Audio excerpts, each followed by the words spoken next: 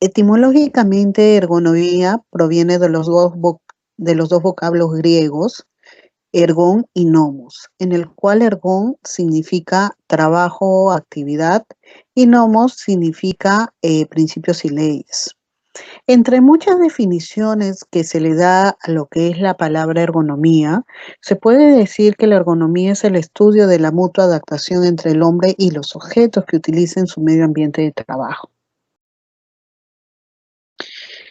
Cuando hablamos de lo que es la ergonomía y la odontología, debemos de decir de que para que esta especialidad, este tipo de estudio o este tipo de ciencia se aplique dentro de lo que es el área de la odontología o la estomatología, ha pasado una serie de procesos, de tiempos, de siglos, que nos han enseñado que durante nuestro ejercicio de nuestra profesión, los odontólogos estamos constantemente sometidos al riesgo de nosotros poder sufrir muchos trastornos musculoesqueléticos debido a la necesidad de mantener posturas que nos permitan realizar movimientos precisos en un espacio físico tan limitado como es la cavidad bucal.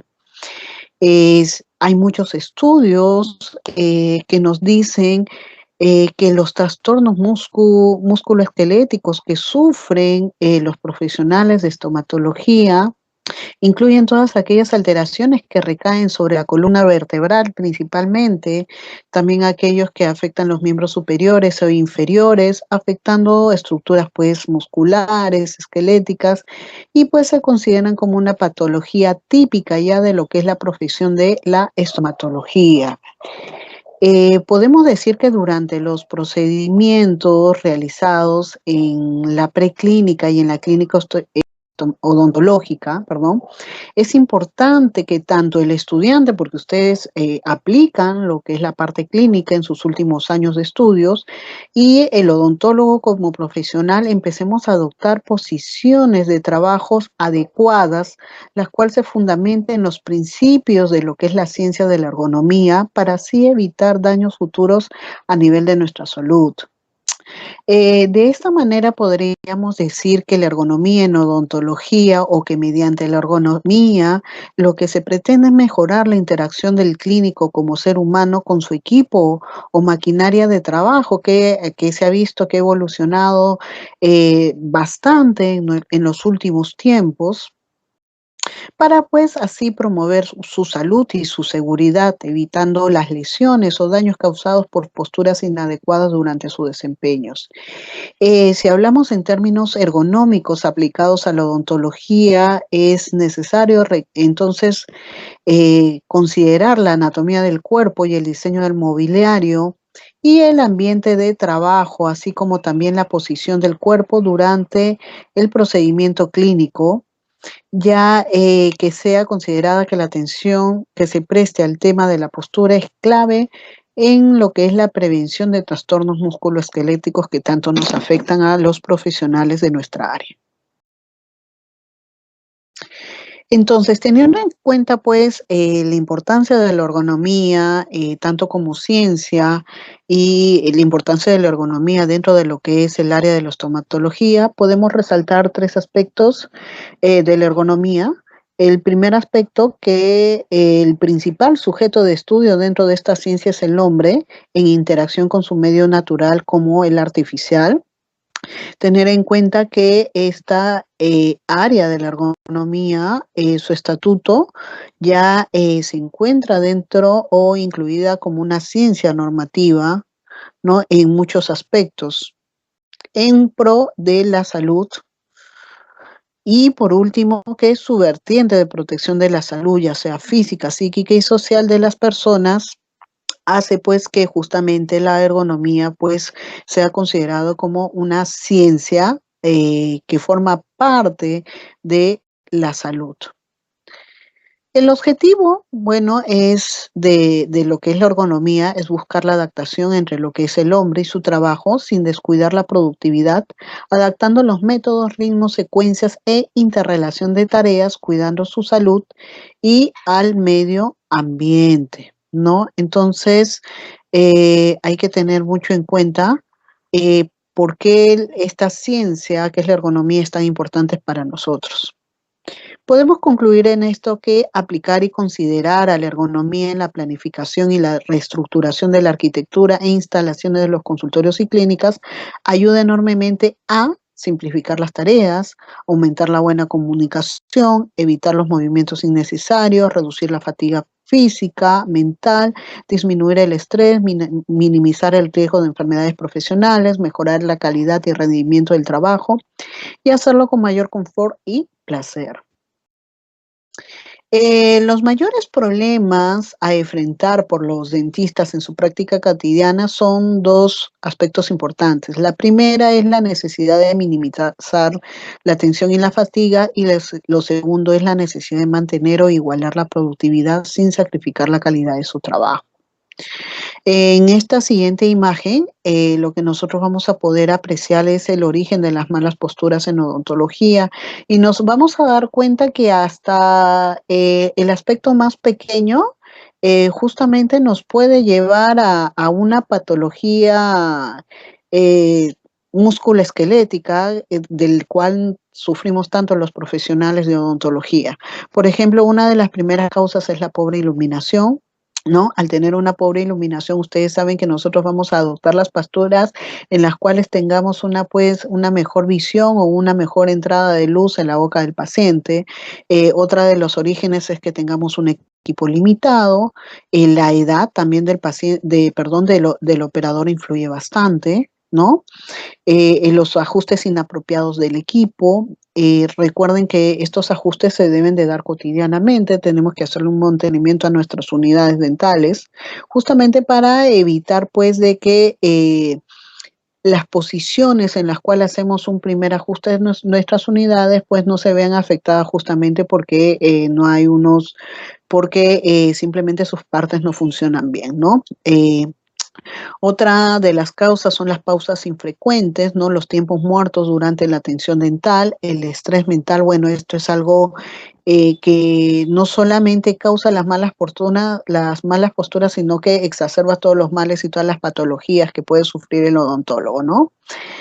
En el caso del género, bueno, yo diría que las mujeres a veces son más propensas a este tipo de patologías, la musculatura de soporte débil, la falta de flexibilidad y sobre todo el posicionamiento inadecuado.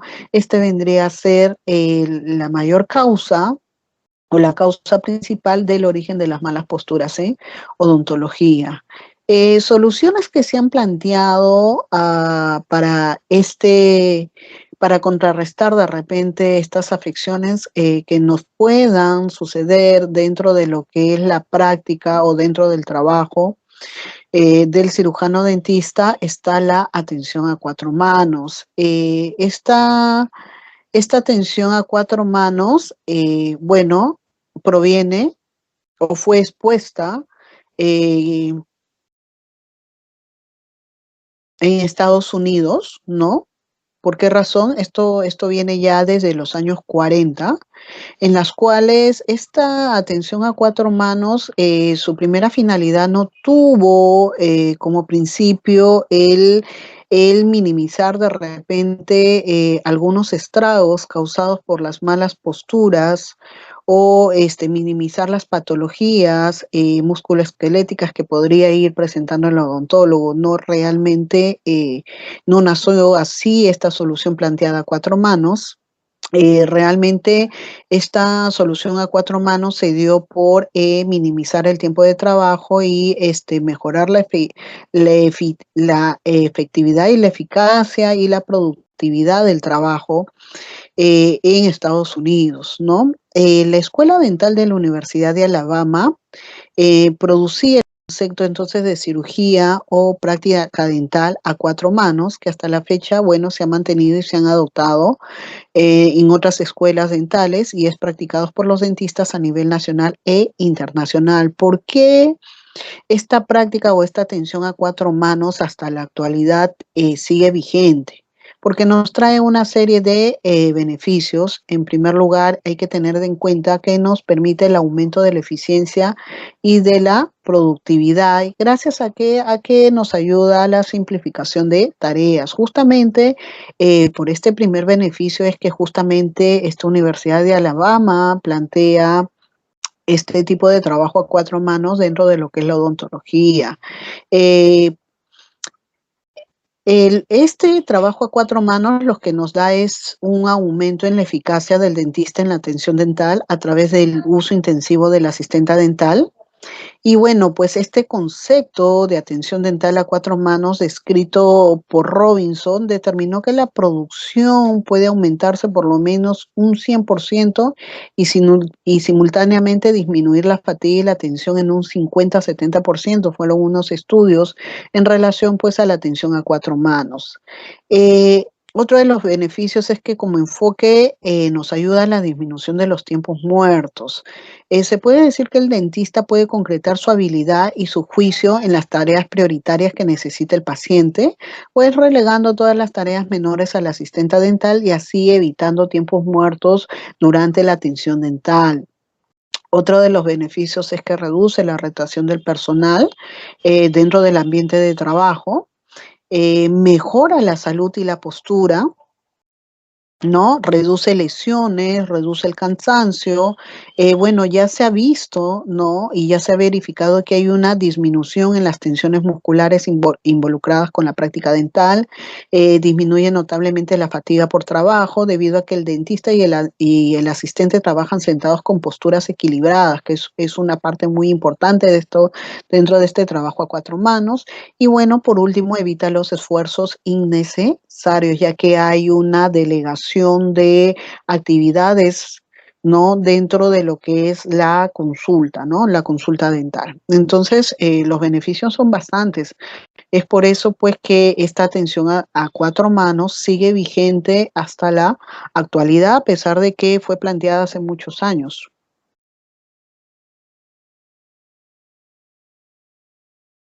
Entonces, justamente esto de evitar los esfuerzos innecesarios nos ayuda a economizar el tiempo y movimientos, ¿no? Dentro de los principios que nos rigen esta atención a cuatro manos son cuatro principios principales que rigen este tipo de trabajo. En primer lugar, las posiciones, la posición del dentista y el ayudante cuando realizan su trabajo sentados al lado del paciente tiene que ser de forma apropiada, evitando trabajar parados. Bueno, tenemos que enfatizar de que cuando hablamos de que realizan su trabajo sentados, debemos de decir que no es suficiente que el operador y el ayudante se sienten meramente durante el tratamiento del paciente, ¿no? Ellos lo que deben de hacer es, o nosotros lo que debemos hacer es adherir el principio de la postura equilibrada. El uso de una postura equilibrada a veces es difícil de dominar. Sin embargo, el dentista o el cirujano dentista que es dedicado en su profesión puede hacerlo con facilidad y lo encontrará mucho más saludable, evitando la fatiga muscular y posiciones que con el tiempo puede llegar a producir lesiones en la columna vertebral. El segundo principio es la utilización del auxiliar, ¿no? El operador, ¿qué nos dice este principio? Que el operador usa las habilidades del ayudante para realizar tareas periféricas de apoyo a su trabajo. Justamente cuando hablamos de la práctica dental a cuatro manos, ya se ha comprobado, ya en base a estudios, se muestra que el auxiliar hace el 92% de todos los movimientos complementarios.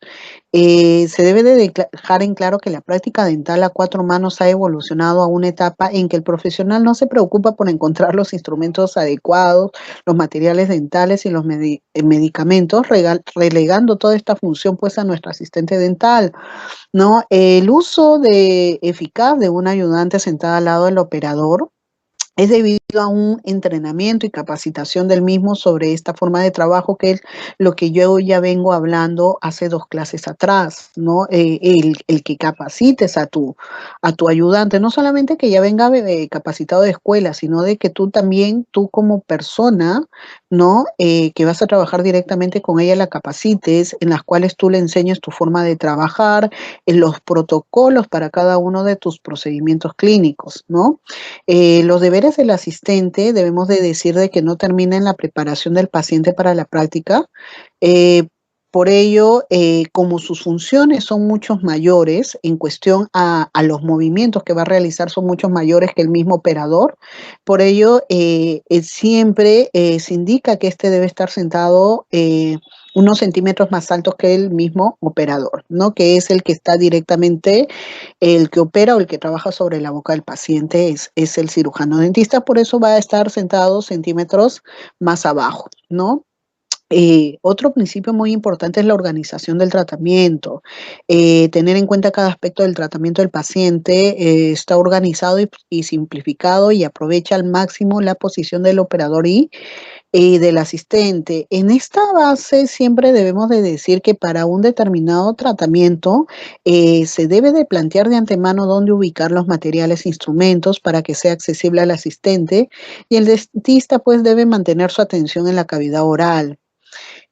También tenemos que hablar que el área de concentración para el ayudante dental es algo más grande debido a que debe de almacenar al alcance y en forma adecuada, pues todo lo necesario para un determinado tratamiento. El uso de los armarios móviles y el sistema de bandejas preseleccionadas nos va a facilitar los procedimientos. Actualmente, en la actualidad, nosotros podemos escoger el modelo de sillones dentales, cuántos tipos de bandejas puede traer nuestro sillón dental. También podemos elegir o mandar a hacer muebles que se acomoden según nuestra necesidad, que dentro de nuestra consulta, ¿no?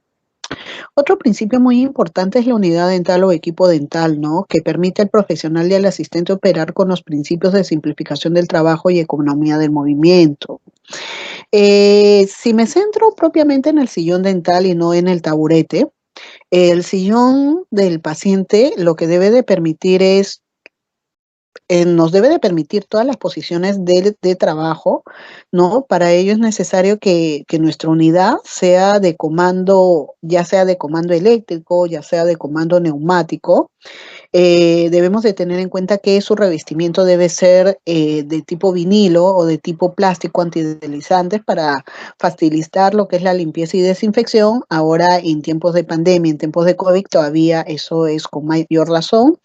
Y bueno, pues la elección del sistema de funcionamiento de la unidad dental, me refiero a si que es eléctrica, neumática o mixta, eso va a depender de nosotros, ya que cualquiera de los tres tipos, ¿no? De funcionamiento han demostrado ser totalmente fiables y eficientes. Solamente depende pues de qué es lo que quiera el operador. Yo particularmente trabajo con un tipo mixta, ¿no?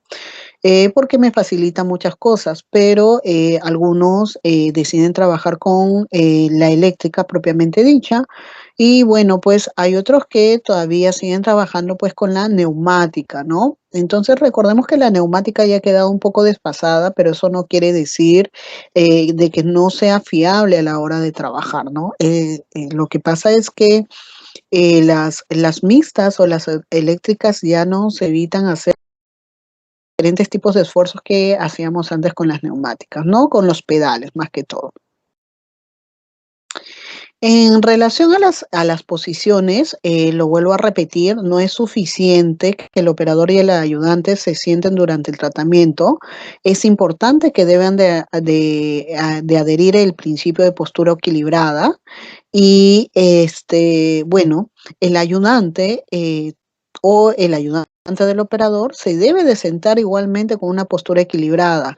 La única diferencia cuando adoptamos la postura equilibrada entre un ayudante y el operador, en este caso el cirujano dentista, es que los pies del ayudante van a descansar sobre el anillo del taburete auxiliar, y que su posición normalmente va a estar de 20 a 25 centímetros más altas que el operador propiamente dicha, porque ya hemos hablado de que el 92% de los movimientos movimientos lo hace el asistente.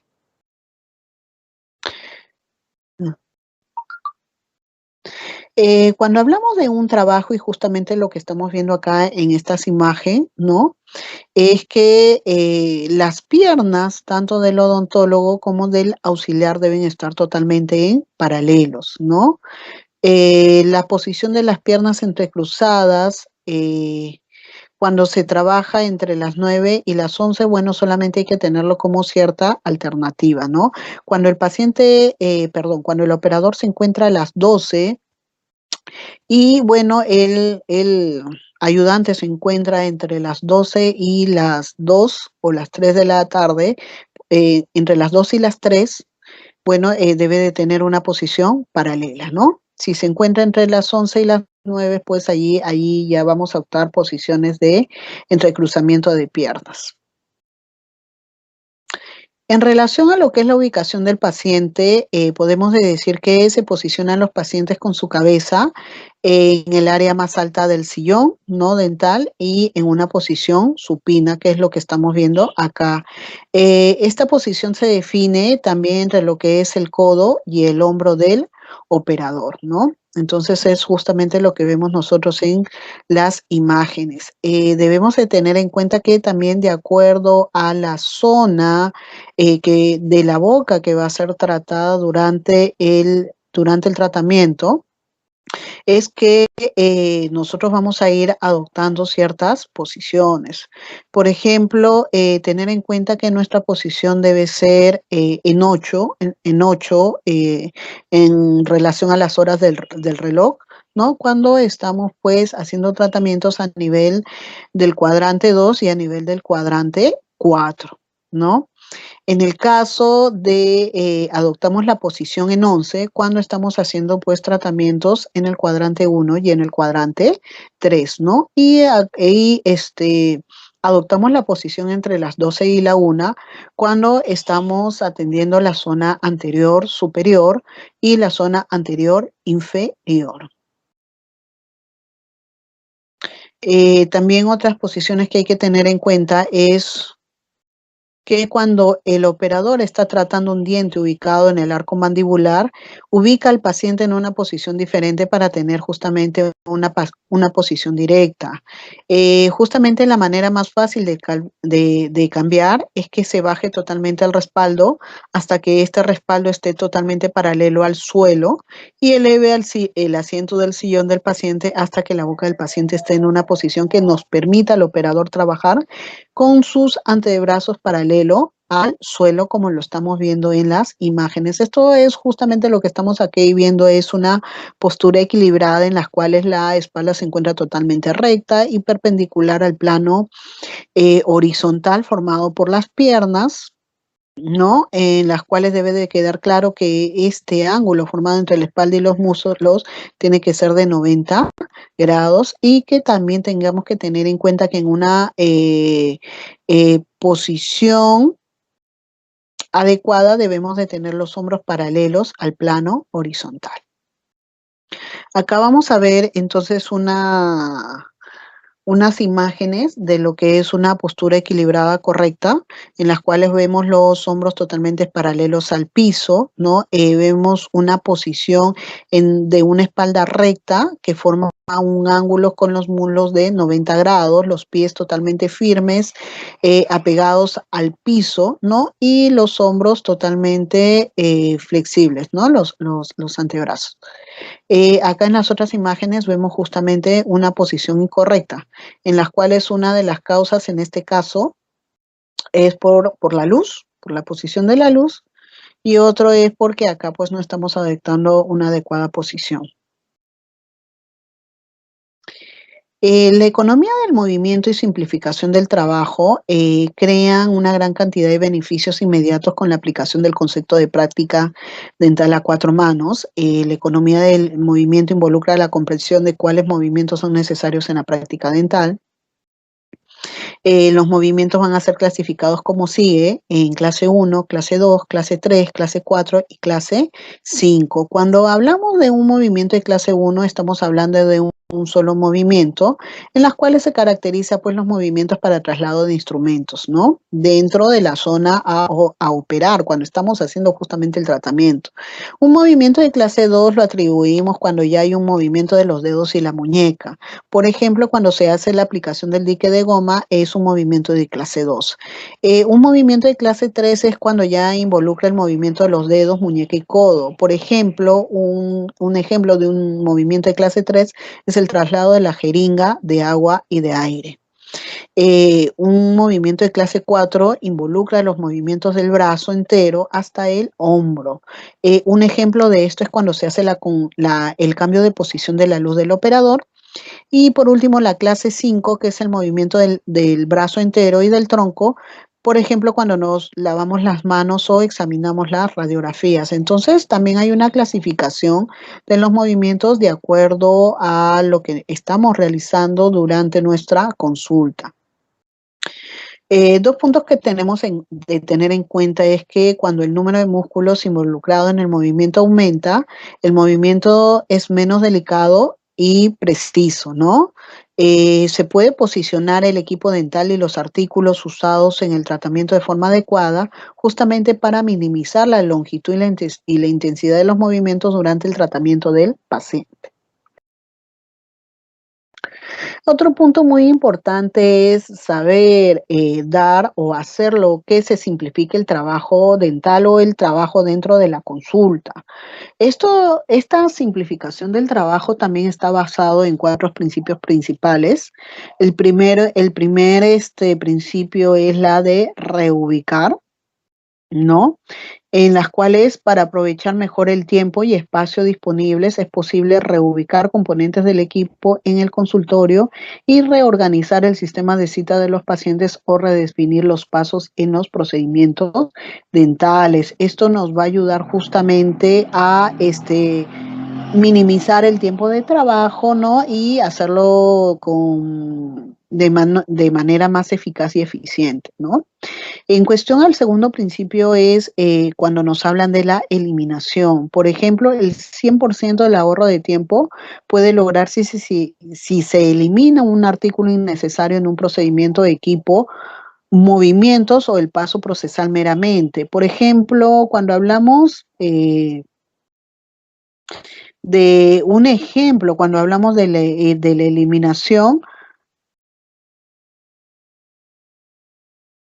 se da, por ejemplo, ahora en la actualidad, que ya la mayoría de los odontólogos han comprendido la necesidad de lo que es la succión de alto al vacío con el uso de la turbina dental.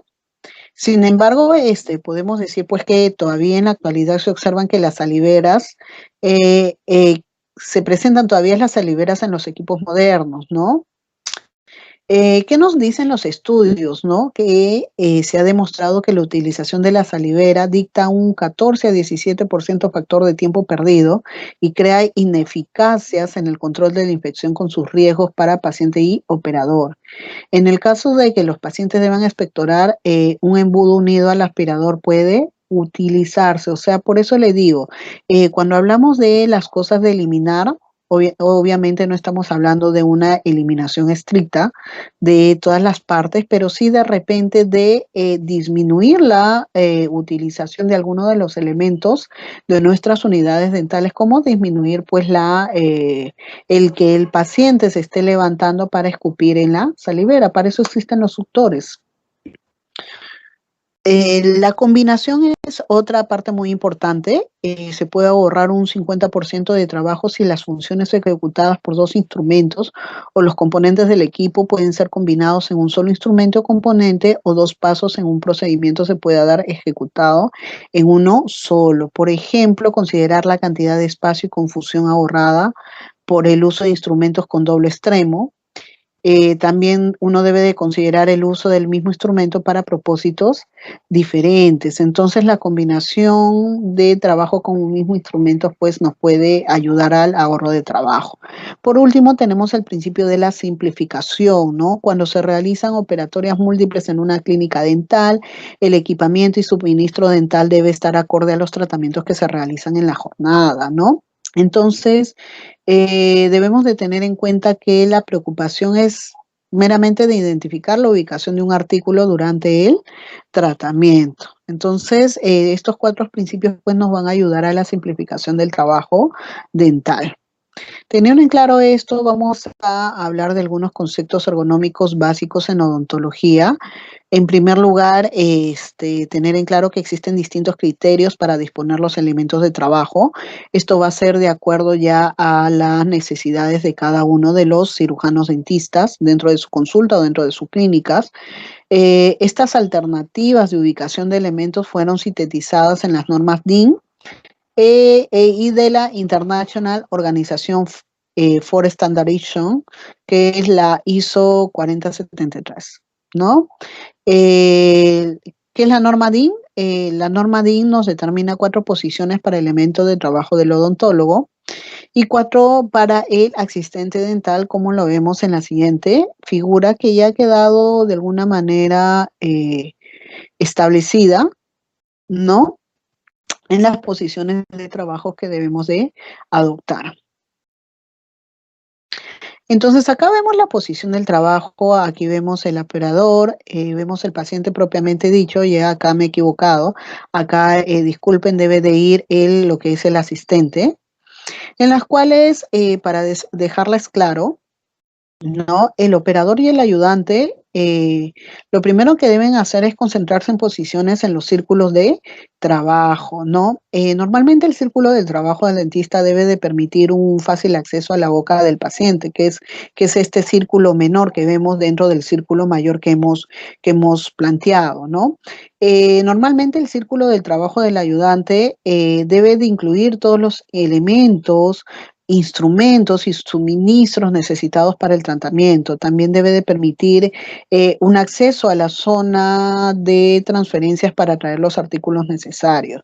Si nosotros analizamos las zonas o áreas de trabajo de cada integrante del equipo dental, debemos de ubicar que la cabeza del paciente está en relación a las 12 horas de un imaginario reloj, ¿no? O sea, lo que nosotros estamos haciendo es un reloj imaginario, ¿no? Normalmente el dentista opera entre la posición de las 9 y las 12 horas, en los cuales debemos de tener en cuenta que nada debe estar en esta área porque interferiría en todos los movimientos que realiza el cirujano dentista. Entre las 12 y las 2 entre las 12 y las 2 horas se llama la zona estática. ¿Por qué se llama la zona estática? Porque esta área va a estar totalmente reservada para un armario móvil, de repente una mesa móvil, en esta zona van a estar ubicadas las lámparas de luz halógena, el suctor, el electrobisturí, etcétera. Entre las áreas de las 2 y las 5 horas es la zona del ayudante propiamente dicho, ¿no? En esta zona nada debe de posicionarse en esta área, ya que estorbaría el acceso libre del ayudante en la cavidad oral, el armario móvil y la unidad dental. Y por último, la zona entre lo que van a ser las 5 y las 8 horas, que viene a ser considerada la zona de traslado. Justamente esta área está reservada para el traslado de instrumentos, medicamentos y suministros entre el dentista y el ayudante. Entonces, dejando en claro estas, estos puntos muy importantes de cómo se trabaja eh, actualmente en base a un reloj imaginario para las posiciones del operador, paciente y asistente dental. Entonces vamos a ir ya terminando con lo que es el principio de una postura equilibrada, en donde nos dicen que las muñecas deben estar siempre totalmente rectas, la espalda y el cuello los más cerca a una alineación natural, ¿no? Las orejas a la altura de los hombros totalmente relajados, paralelos al piso, el codo cerca del cuerpo, la espalda totalmente recta, los muslos totalmente, los muslos en función a la espalda, haciendo un ángulo totalmente de 90 grados, o sea, estos deben estar